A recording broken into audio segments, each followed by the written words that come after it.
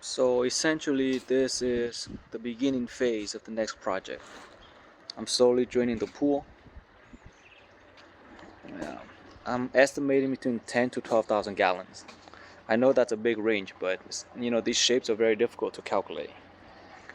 And then on the back, I had built these planters, but because I don't, in my plans right now, I just can't figure out how to use them to make and adapt them into the filtration for the pond.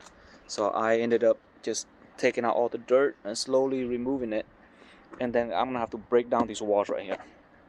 So the plan is to use the entire back section here and landscape it in a way that it will be able to hide the filtration system and also have sort of like a cascading waterfall effect that goes down and back into the pond.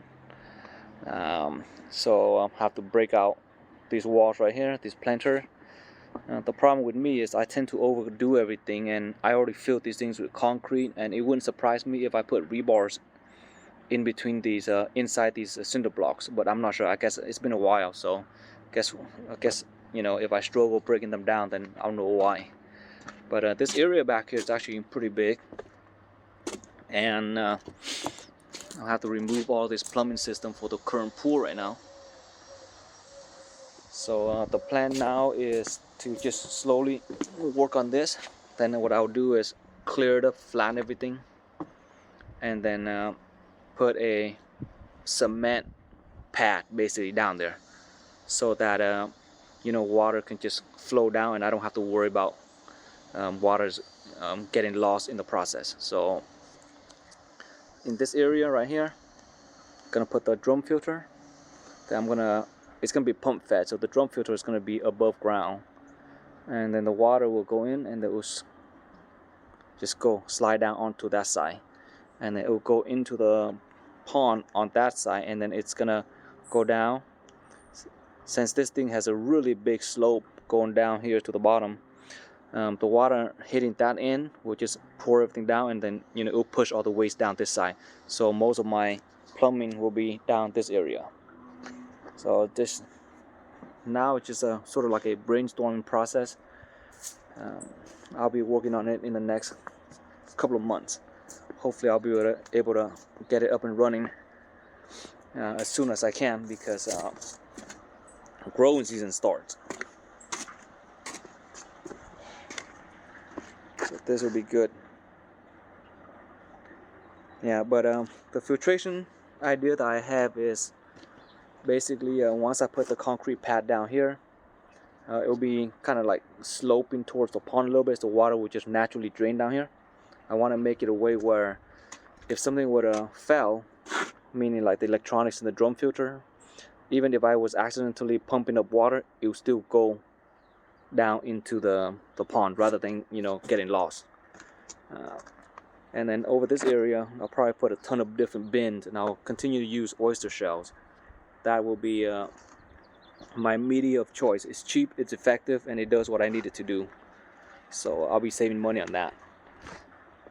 The majority of the plumbing will be done using 2-inch piping right here, because the pumps I got basically use 2-inch pipes. So since it's pump fed, that's really all I need. But the water outlet probably connected to some 4-inch ABS pipes. Those are much cheaper. Or I'll just let it fall down. But the idea is to get them to fall down as much as possible and spread them out. And I'll try to keep it planted, maybe using some of these type of horsetails here.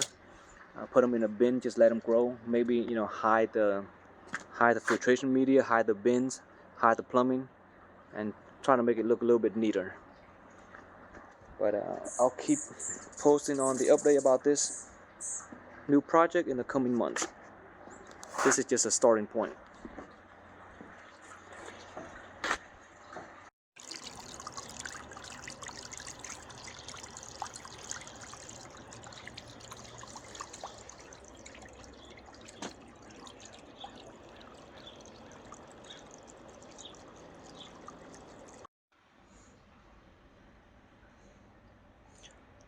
So every morning I try to clear out a bit of the dirt, moving it, throwing it away, whatever I need to do. But getting this place opened up.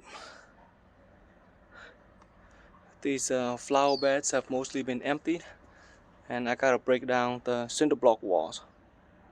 Once that's done, I'm gonna have to go for the filtration system. Gotta clean that out, and then we're gonna pave everything.